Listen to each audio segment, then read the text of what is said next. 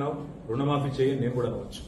మగాడివైతే Rythu Bharosa start చేయి, 70 లక్షల రైతుల ఖాతాల్లో డబ్బులే నేను కూడా అడగవచ్చు. మగాడివైతే మహాలక్ష్మి స్టార్ట్ చేయి, 1,67,00,000 మంది ఆడబిడ్డలు ఉన్నారు, నెలకు 2,500 ఇస్తానన్నావు, స్టార్ట్ చేయి నేను కూడా అడగవచ్చు. కానీ నేను ఇవన్నీ ఏమనట్లేదు. ఒక్క సీట్ అయినా గెలవము అనే మాట మాట్లాడావు కదా. నీకు నిజంగానే దమ్ముంటే రేవంత్ రెడ్డి గారు, నేను సవాల్ చేస్తా ఉన్నా, నేను నా సిరిసిల్ల ఎమ్మెల్యే పదవికి రాజీనామా చేసి వస్తా. నువ్వు నీ ముఖ్యమంత్రి పదవికి, కొడంగల్ ఎమ్మెల్యే పదవికి రాజీనామా చేసిరా. నీ సిట్టింగ్ సీటు మల్కాజ్గిరిలో ఇద్దరం కొట్లాడదాం.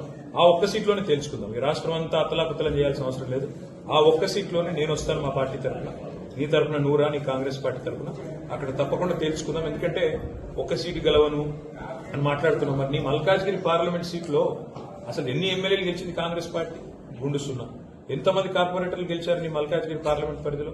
కాబట్టి గెలుపు ఓటములు అనే వాటిని పట్టుకొని దాన్ని ఎక్కువగా ఊహించుకొని, తన శక్తి సామర్థ్యాలు తాను ఎక్కువ ఊహించుకొని ఇవాళ మాట్లాడుతున్న రేవంత్ రెడ్డి గారికి నిజంగానే ధైర్యం ఉంటే, నిజంగానే దమ్ము ఉంటే, తెగువ ఉంటే నువ్వురా, కొడంగల్ ఎమ్మెల్యే పదవికి రాజీనామా చేయి, ముఖ్యమంత్రి పదవికి రాజీనామా చేయి.